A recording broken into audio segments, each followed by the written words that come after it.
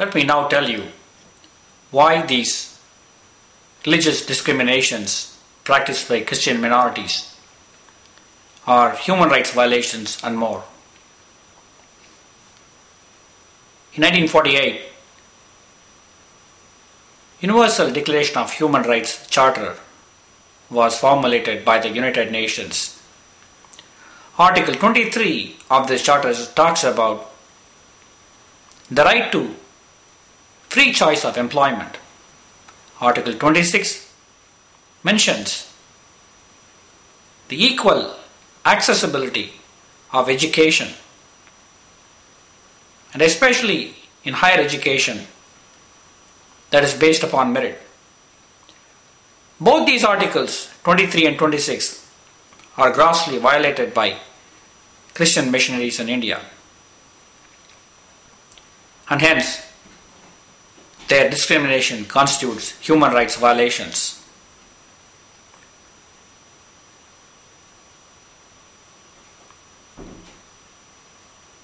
Let me now tell you the impact of Article 30 induced missionary conducted religious violations and their impact in different parts of India. In Kerala, Hindus constitute about 50% of the population, while Christians constitute about 19% of the population. Because the Christian minorities and Muslim minorities now control a very large number of education institutions that get funding from the state, and they deny education opportunities for Hindus in Kerala. Hindus in Kerala have been driven to becoming poor.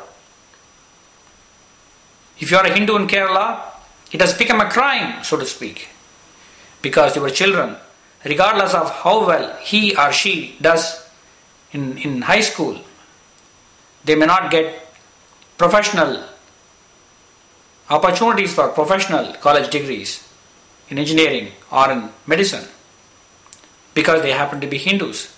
And many of these professional colleges are controlled by minorities such as Christians and Muslims through Article 30, and of course funded by the state. In Jammu and Kashmir, where Muslims hold power, they again use Article 30 to discriminate and to deny admission for Hindu youths and children in schools and colleges, and also they take away many of the employment opportunities.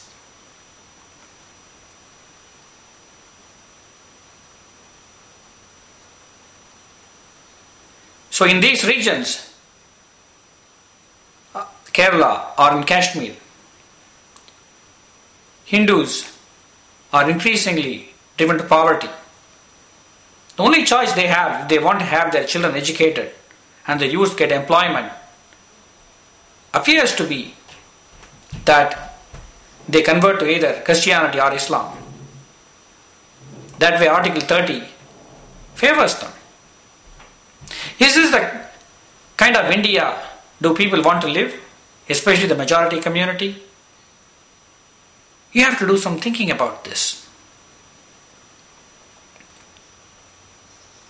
In Orissa, in the district of Kandhamal, those who converted to Christianity found themselves much better educated and economically better off. And those who did not convert to Christianity, who remained as Hindus, saw that their opportunities were much more limited. Their children could not get education because many of these schools were controlled by Christians. This led to anger build up on the part of Hindus who saw their children's future and their future being taken away. This led to clashes a few years ago. Again, one can see how the discriminatory practices of the missionaries have led to exacerbating the social tensions and clashes between Christian missionaries and the majority community.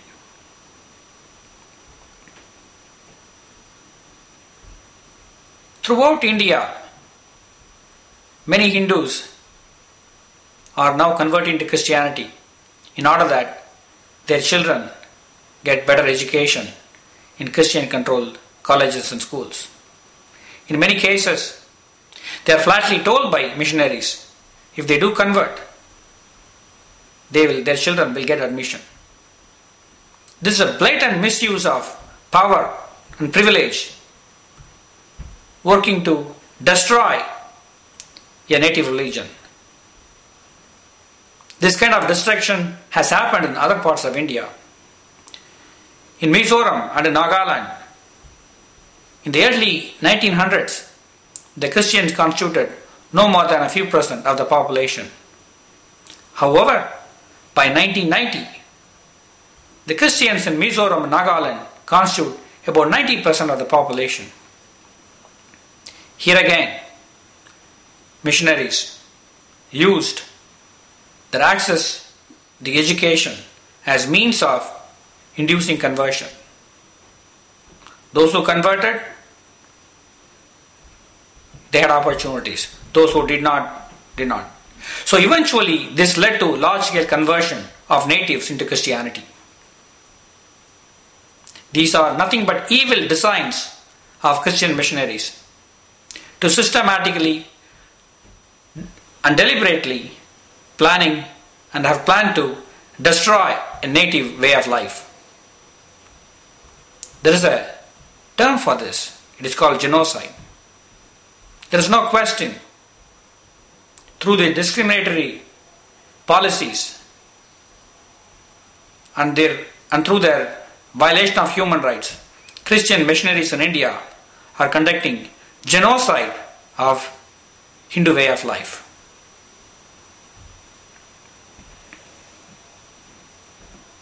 You have every reason to get angry that if you are a Hindu especially, that opportunities have not been given to you because of Christian missionaries' deliberate discriminatory policies. However, I would advise you, do not attack Christians, or do not attack Christian institutions such as church or hospitals. What you should do as a Hindu who has been under grave injustice of Christian missionaries is you should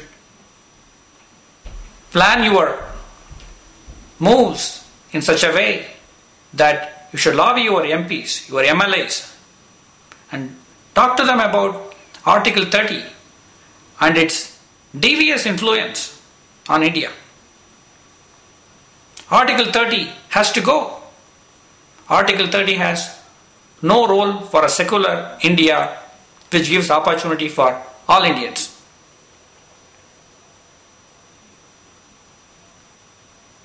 It needs to be replaced by another law that prohibits discrimination. I live in America. I can tell you, in America, there is a Civil Rights Act of 1964 which prohibits discrimination on the basis of religion or ethnicity or color or language. India needs a law like that.